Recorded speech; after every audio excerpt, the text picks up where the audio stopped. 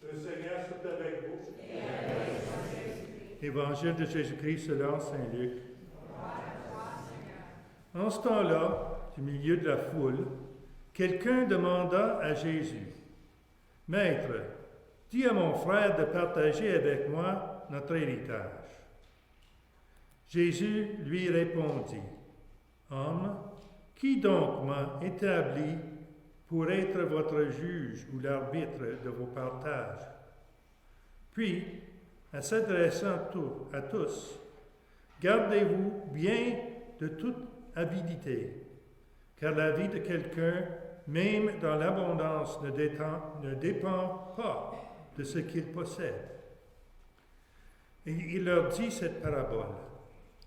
Il y avait un homme riche, dont le domaine avait bien rapporté.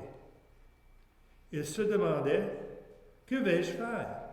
Car je n'ai pas de place pour mettre ma récolte. » Puis il se dit, « Voici ce que je vais faire.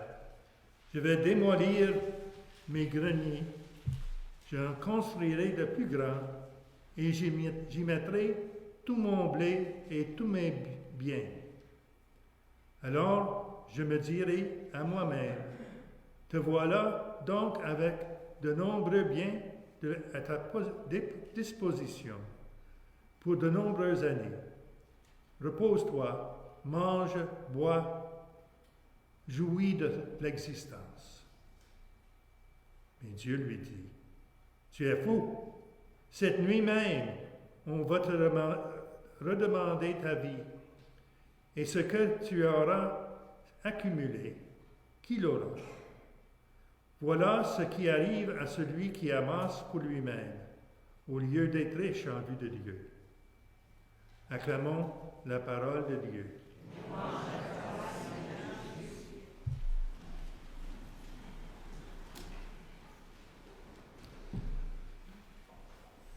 Les lectures d'aujourd'hui nous parlent de les biens que les biens de ce monde ne sont pas le but de notre vie. Ils sont des biens. C'est bien d'avoir à manger, à boire. C'est bien d'avoir une place à se coucher. C'est bien d'avoir des vêtements. Mais ça, ce n'est pas le but de notre vie. Dans l'Évangile, Jésus dit à la foule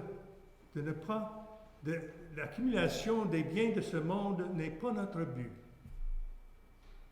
Il faut accumuler la richesse pour la vie qui s'en vient. Ça ne veut pas dire que les biens de ce monde sont mal. Mais ça veut dire qu'on ne devrait pas être possédé par les biens de ce monde.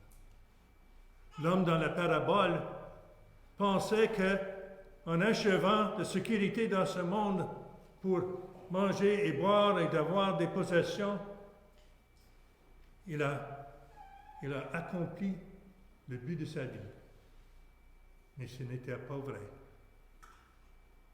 Dieu a demandé la vie jusqu'au commencement qu'il pensait, maintenant je peux vivre.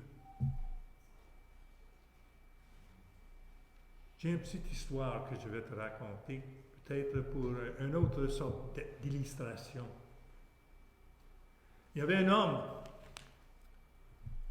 Cet homme était un homme juif, et c'était un homme qui prenait sa religion sérieusement.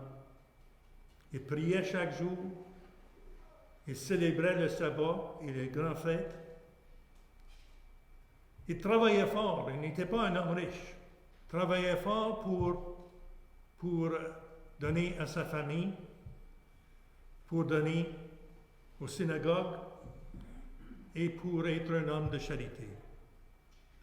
Mais il avait un rêve, un désir de son cœur, un espoir d'aller un jour en pèlerinage et de prier devant les murs de l'ancien temple à Jérusalem. Mais il n'avait pas assez d'argent pour y aller. Son fils, après des années à travailler, a eu un peu de succès dans ses affaires. Il pensait comment repayer mon père pour tout ce qu'il a fait pour moi. Je vais l'apprendre en pèlerinage à Jérusalem. J'ai sauvé assez d'argent pour aller avec lui, pour prier avec lui. Alors ils sont allés. Et en arrivant dans la Terre Sainte, l'ancien père réjouissait. Entrant à Jérusalem, il réjouissait de plus. Et en se trouvant dans l'ancienne ville, en devant les murs de l'ancien temple, il a loué Dieu, le remercié pour avoir accompli le but de sa vie, son espoir. Il s'est abaissé et a pris un poignet de sol, un poignet de terrain dans sa main. Et à ce moment-là, il a eu une crise de cœur et est mort. Et il se trouvait devant la porte du ciel. Il y avait un ange là qui gardait la porte. Et l'ange l'a vu et il a souri et il a dit, « L'homme juste, viens-t'en, entrez. » Et l'homme approchait la porte, mais l'ange l'arrêtait et dit, « Oh, attendez une minute. On ne peut pas entrer sans avoir les mains vides. » Il a regardé, il avait le poignet de terre dans sa main. Et puis il a expliqué à l'ange, c'est pas de l'or ou de l'argent, c'est pas quelque chose, mais c'est très important pour moi. J'ai un peu de la sol de la Terre Sainte dans ma main. Mais l'ange lui dit, il n'y a pas d'exception. On ne peut pas entrer sans avoir les mains vides. L'homme se retirait de la porte. Il regardait les personnes qui entraient, les mains vides.